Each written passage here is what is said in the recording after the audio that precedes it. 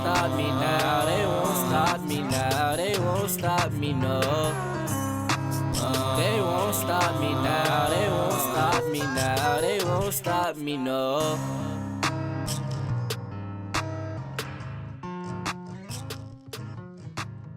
Hello and welcome back to We Are Mighty.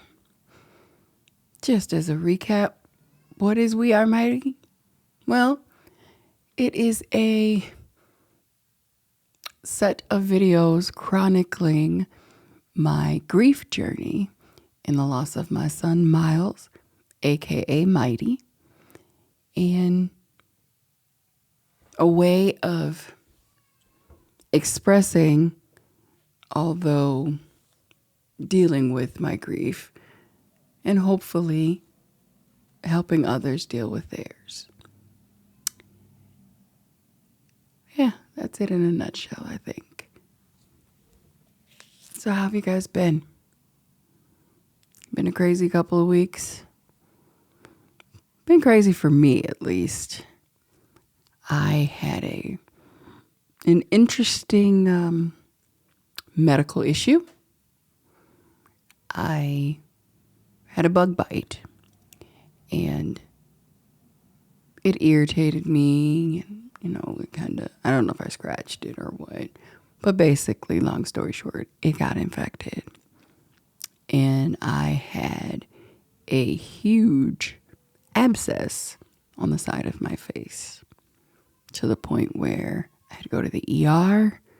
It had to be drained, which was so much fun, getting shots in my face and then them cutting. And for a few days, I looked like I had been in a fight. And then once the swelling went down, I looked like I had gotten shot in the face, literally. And if you look, you can see a little bit of what's left. This looks amazing. My face now looks amazing. I was starting to get a little elephant man-ish. But it's a lesson to me because here I am just saying, a bug bit me. Look at my face.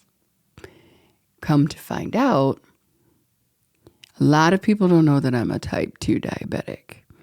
And when I went to the ER and they ran my panel, one of the things they noticed was that my blood sugars were sky high. And actually, that is what breeded the infection, was the fact that my blood sugars were super high. And so my body couldn't fight off the bacteria like it would normally. And that caused a big old abscess. And I was blaming the poor spider. And it wasn't even its fault. But it's a reminder that we need to take care of ourselves. I've spoken before on how when my son died, I just let everything go. And I have a habit right now of picking some things back up, doing what I'm supposed to do, and then falling off again. And unfortunately, taking my medications is one of the top things that I do in that way. And so I had been taking my meds for a while. I do take a GLP-1, so I lost 13 pounds, and I'm thinking I'm doing great. I wear a sensor, but I was lazy. The baby accidentally pulled my sensor out of my arm, and I didn't put another one in, just went a couple weeks without it, and had no idea of how high my blood sugars were. And that's the thing about diabetes. You just don't know because you'll feel fine and you may be in pretty bad shape. So that's just a reminder to take care of ourselves. We've talked about that before, and mentally, but physically as well.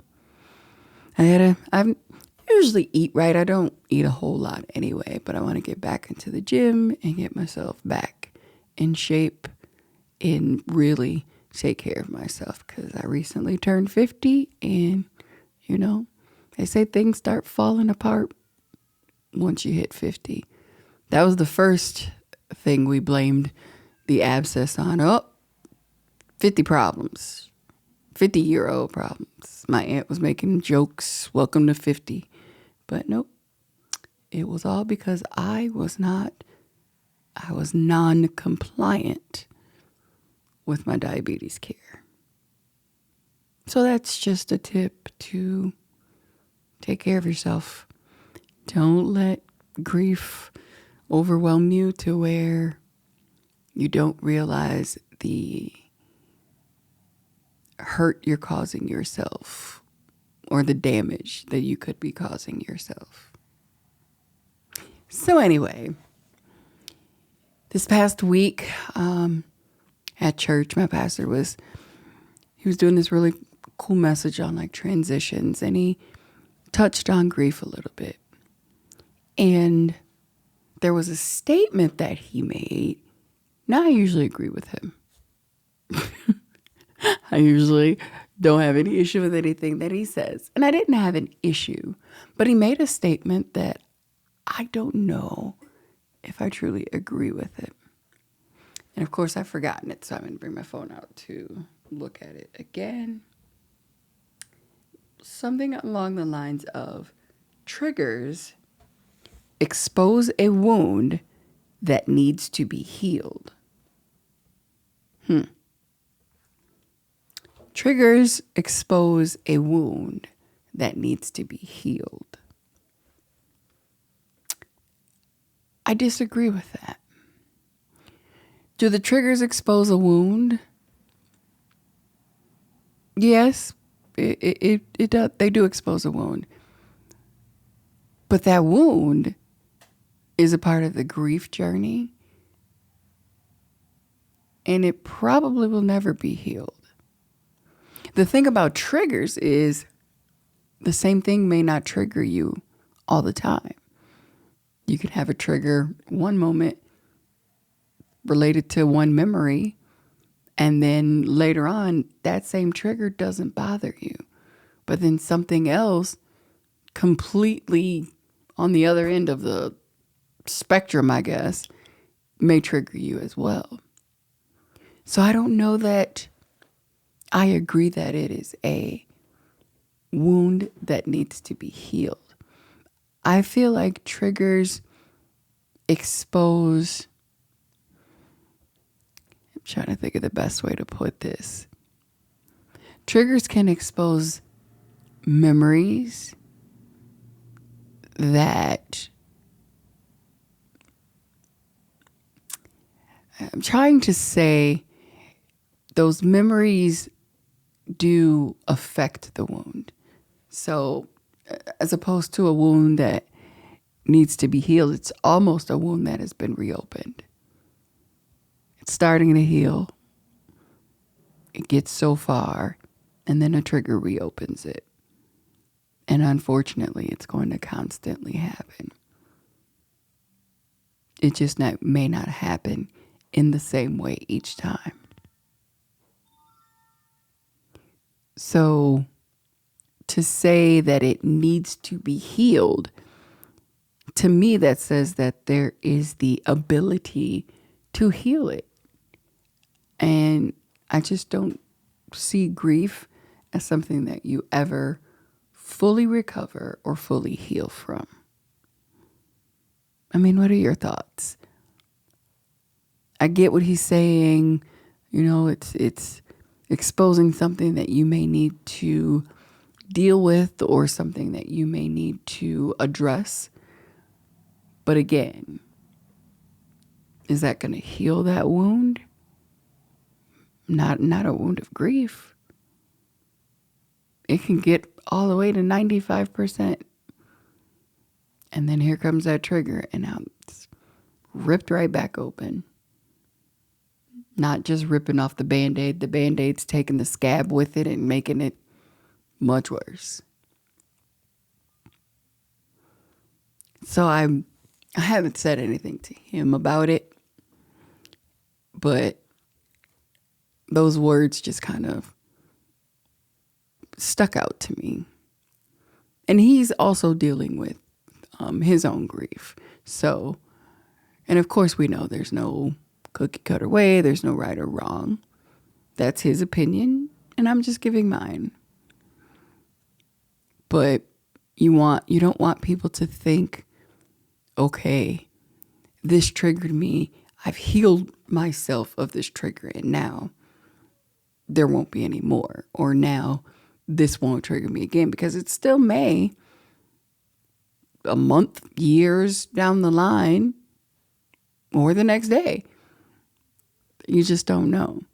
So it's hard, as far as I'm concerned, to consider the wound healed. And it can be dangerous for people to think, one day I'll be healed from this quote unquote wound of grief. Because you can go for years. You can just be happy and life is going great and everything is as it should be. And grief may be the farthest thing from your mind. And out of nowhere, something you least expect, something you hadn't thought about in years, happens, and it opens that wound again. How do you deal with it, though? Like I said, when I have those trigger moments, I try to allow myself to live in that moment, live in that pain for a short while, and then move forward. Acknowledge that you miss your loved one. Acknowledge that what you're dealing with is painful, and find a way to patch it, for lack of a better term, and then try to move forward. You never know, what will happen. Just the other night, we are rearranging our living room, and so all the things off the wall are down on the ground, on the floor, leaned up against the wall. And the foster son, who will be 1 year old next month, completely crazy, and he's learning to walk. Well, he discovered my shadow box of Miles. And in the shadow box, there's a big picture of Miles. There's a bunch of smaller pictures. His track shoes from middle school. There's some flowers from the funeral. The signature bow tie he wore every homecoming, prom, whatever. He just loved to wear a red bow tie. And just different, things from his life. Pictures of him as a baby, pictures of him as a child, and then pictures of him as an adult with his brother, with family members. And so the baby goes over to the shadow box and he stands up and he starts beating on the glass. He's not hard enough to break it or anything, but he's hitting the glass and he's talking like directly to this big picture of my son. And I'm just looking like, oh, look, that is so cute. He's talking to his brother.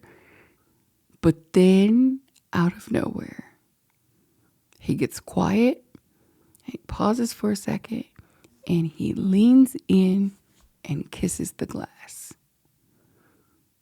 The thing about that is he barely gives us kisses. He's still learning that.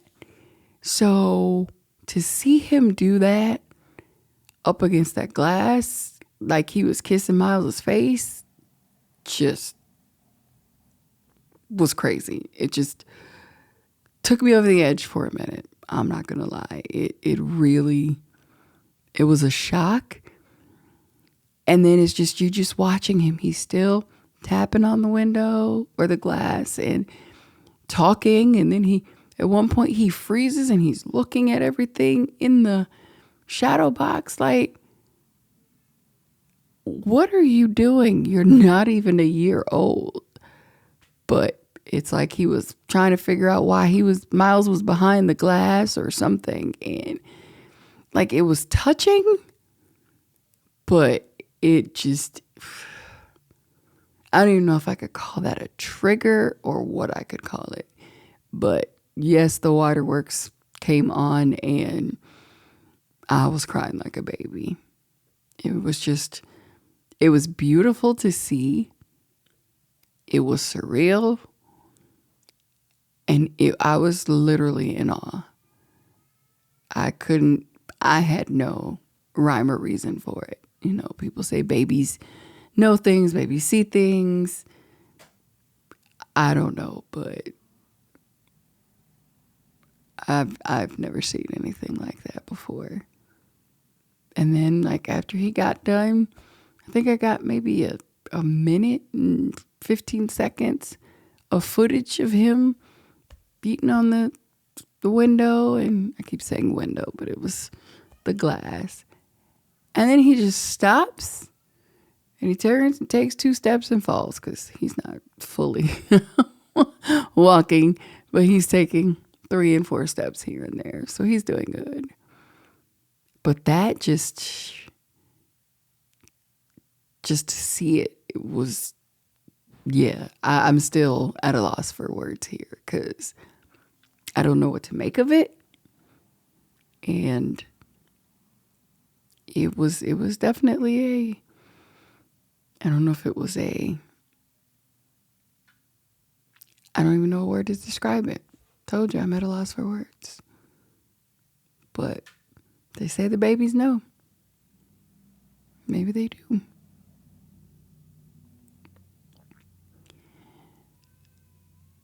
I don't know, this week there's so many things like I want to say, and there's so many things that I can't find the words, and I feel like I've dealt with a lot here in the last couple of weeks. So I'm not overwhelmed.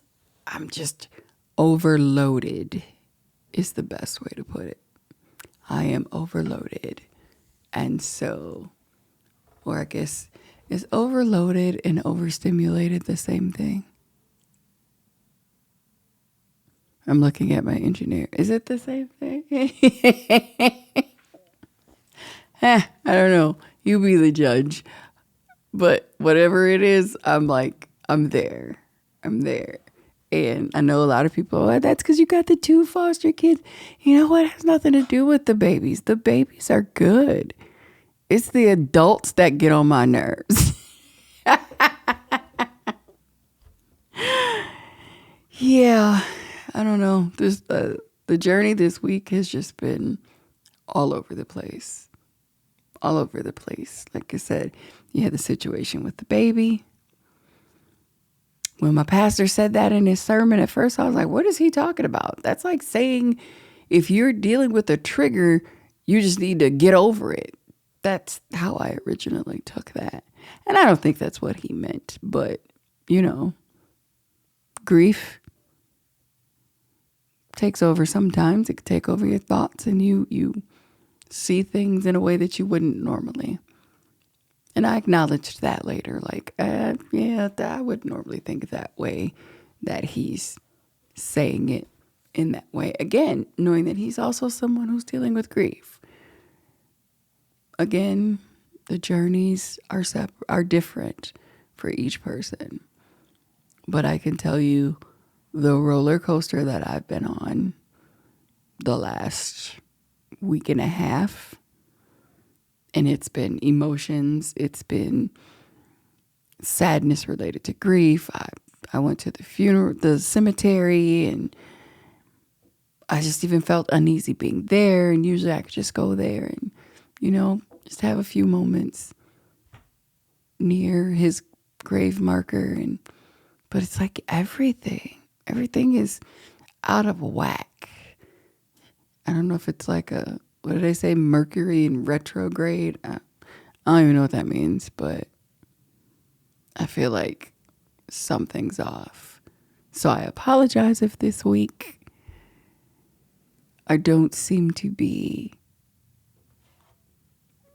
on this level field of topics of what I'm speaking on, but it wouldn't be fair to share only bits and pieces of my journey, right? I'll share with you, oh, I'm so upset, I'm so depressed, I'm so sad, I miss my baby. I share with you, oh, I'm feeling great. I think we're making a breakthrough. I think something's on the horizon. I'm getting better at dealing with this. So why wouldn't I let you know or also share with you my scatterbrain moments?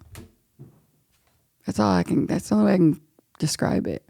It's a scatterbrain grief because I will 1 minute be in that okay stage and then upset and grieving, and then something triggers me, just a lot at once.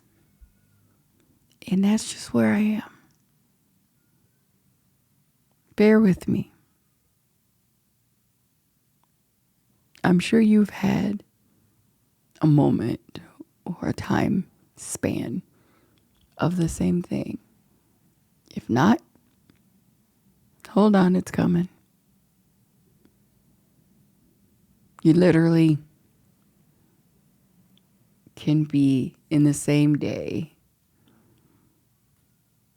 missing your loved one more intensely than you have been going through the anger, going through all the stages of grief, and then feeling depressed. One day I got home from work. I sat down. Luckily, the baby was tired too. And we both just fell asleep on the couch. And was probably there for a couple of hours. I didn't feel like doing anything. I didn't even feel like turning the TV on. And that's just where we sat. Then there's other days where I get home and, got to take care of this. We got to take care of this.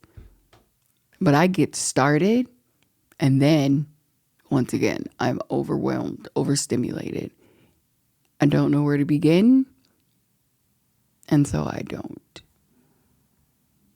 And those are the days that make me mad because I'm usually a highly productive person. So when I get to where it's, nah, today ain't the day, I get upset. But the thing is, I have no energy to do anything else. So what do? Sit back on the couch. It's all part of the journey because it's all the emotions and I know that I'm getting close to the anniversary of Miles' death. I'm also getting close to the trial date. So there's a lot of emotions going on. There's a lot of things, a lot of moving parts that I'm trying to slow down or trying to separate so that I can deal with each part at a time. It's not quite working, but it's what's happening. So this week you are getting the Scatterbrain Chronicles. And we just touching on whatever comes to mind. I apologize if it's not helpful for you. And it may be to see, once again, that you're not the only one who's dealing with it. Nothing's perfect. Nobody's perfect. I'm far from it. I'm not always even keeled. I'm not always as calm as I am when I sit here. Sitting here calms me. Once I'm not in front of this camera anymore, I got a whole life to live. And as they say, life be lifing, especially lately.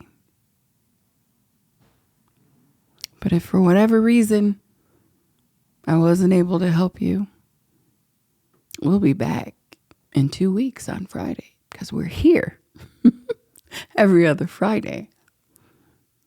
Everywhere that you listen to podcasts, and you can watch us on YouTube and Spotify. Feel feel free to send me an email at wearemighty24@gmail.com. I'll respond, I promise, at some point once I clear out all the scatters. In everything you do, be true to yourself, be strong, and be mighty. We'll see you next time.